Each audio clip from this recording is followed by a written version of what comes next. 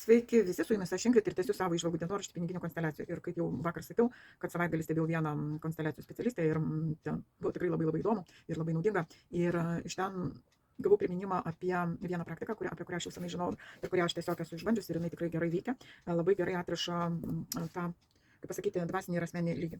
Apie ką čia? Apie nusilenkimus tėvam iš pagarbos ir dėkingumo už tai, kad jie gyvybę perdavė. Ir tada, visai kitaip tas viskas vyksta. Ir jisai tiesiog, kūnas tiesiog, kai darai tos nusilenkimus tėvams, iš pagarbos ir dėkingumo, kūnas labai reaguoja, nes kūnas mena viską. Jame yra labai visos programos ir visą ką.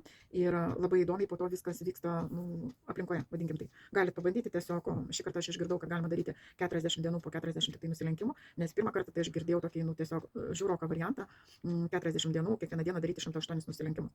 Ir mano kūnas, mano sistema tai labai žiauriai reagavo ir aišku, aš tą 108 nusilenkimus kaupiau, tai reiškia per vieną dieną, pačią pirmą dieną aš tikrai tiek nepadariau. Ir aš kiekvieną dieną palaipsniui didinau, labai į save žiūrėjau, kaip aš jaučiuosi ir visą kitą. Ir aišku, efektas buvo truputėlį kitoks. Gal ir reikėjo ten po to man pratęsti, bet aš nepratęsiau, bet įvykiai pradėjo labai įdomiai mano gyvenime irgi vystytis. Šį kartą aš bandysiu 40 nusilenkimų 40 dienų. Ir kaip aš tai darau? Tiesiog nesvarbu, ar tėvai gyvi, ar tėvai mirė. Jeigu turite nuotraukas, tai tiesiog labai gerai. Jeigu neturite, tada sunkiau reikės įsivaizduoti prieš save savo tėvus.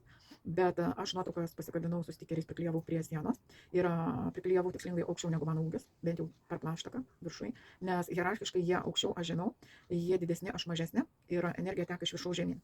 Ir kaip ženklas dėkingumo ir pagarbos iš to, kad jie gyvybę perdavė, tai va tas ir yra nusilenkimas, galit kaip japonai daryti, 45 laipsnių kampu, 90 irgi gerai, bet jeigu jau ten visiškai prie žemės ir net kartais kiti atsitupia, tai čia jau iš jūsų išpajutimo, bet iš japonų, jeigu žiūrint pozicijos filosofijos, tie, kas yra labai prisidirbęs, tai tada reikia atsiklaupti ant kelių ir lenktis.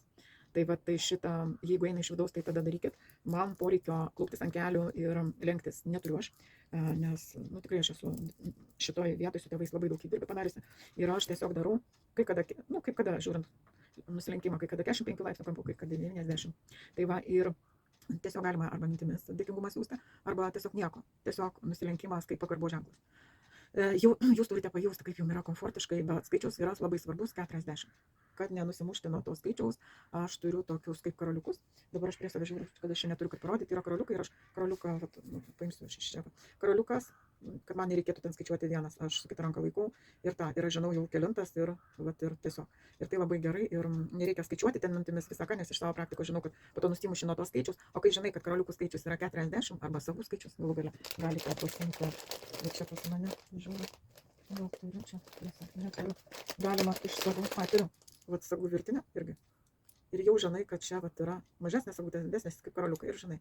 Tiesiog moteris mes esame labai išradingos, kad nereikėtų skaičiuoti. Nes iš tikrųjų po to nuo tos skaičius neatrodo nedidelis skaičius 40, bet tikrai skaičiuoti mintimis labai nusimušia. Ir tiesiog tyliai iš pagarbos, jeigu eina mintis ačiū, jeigu labai ačiū, eina, tai jūs galite sakyti. Ir tiesiog yra labai svarbu daryti tą veiksmą ir prajausti, kas vyksta jūsų kūne ir kaip jūsų kūnas reaguoja, kas vyksta po to jūsų aplinkoje. Tai va, tai yra tiek, kviečiu daryti kartu su manim tą praktiką ir spalio mėnesį po to kažkaip tai, pasižiūrėti, galbūt jūs man parašysite, aš gal irgi video padarysiu tą temą, kas toliau ir kaip čia vyksta. Taigi, su jumis buvau aš, Ingrid, ate.